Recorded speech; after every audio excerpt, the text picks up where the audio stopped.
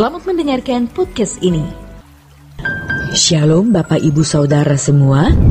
25 Mei 2022. Tema yang kita akan bahas pada hari ini adalah hak dan tanggung jawab.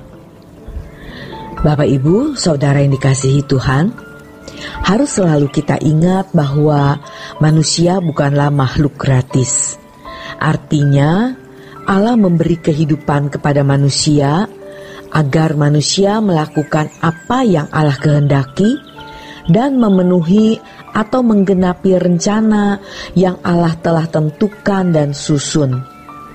Manusia adalah makhluk yang satu aspek memiliki hak, tetapi di aspek lain memiliki tanggung jawab. Ketika Allah menciptakan manusia atau ketika Allah melahirkan manusia, Adam disebut sebagai anak-anak Allah. Di dalam hak tersebut, manusia memperoleh kenikmatan dari apa yang Allah ciptakan untuk disediakan bagi manusia. Di dalam tanggung jawab, manusia dikehendaki untuk memperoleh, belajar, meraih, dan meneguk kebenaran yang membuat manusia menjadi sempurna atau serupa dengan Bapa. Maka kita bisa menganggap bahwa hak adalah anugerah, tapi tanggung jawab juga harus dipahami sebagai anugerah. Karena kalau manusia melakukannya, manusia dapat memperoleh berkat, kenikmatan, dan kehormatan, yaitu bisa menjadi serupa dengan Bapa, serupa dengan Allah. Secara figuratif, dalam kehidupan Adam ada kebenaran yang Adam bisa teguk atau raih yang diperoleh melalui pohon kehidupan. Sedangkan di luar kebenaran tersebut adalah buah dari pohon pengetahuan tentang yang baik dan jahat. Oleh karenanya Tuhan berfirman, "Kamu boleh makan semua buah di taman ini." Artinya, buah yang bisa dikonsumsi untuk fisik dan juga ada buah yang dikonsumsi untuk jiwa.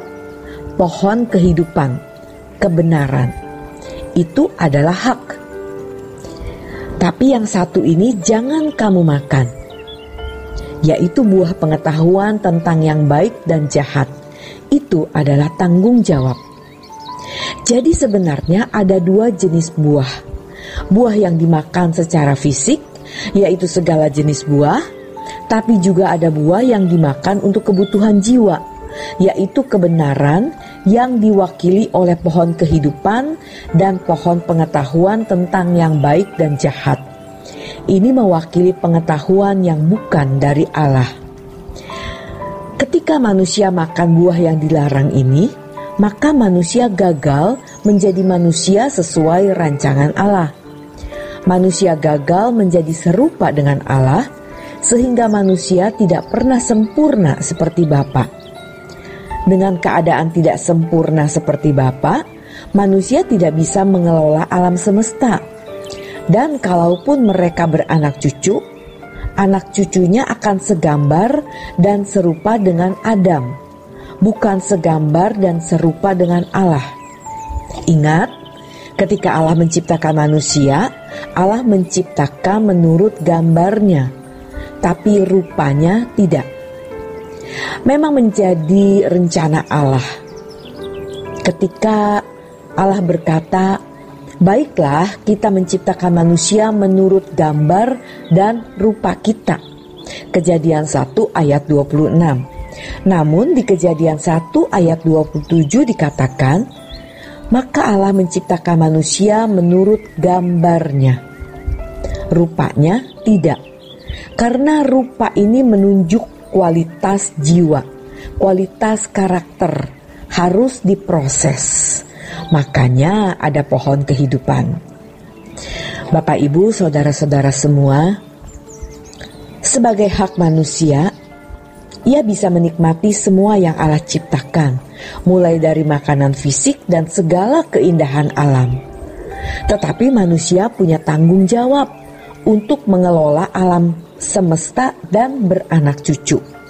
Itu adalah rencana Allah yang harus manusia penuhi. Apa yang Allah rencanakan untuk dipenuhi ini bisa terlaksana kalau manusia segambar dan serupa dengan Allah, sempurna seperti Bapa.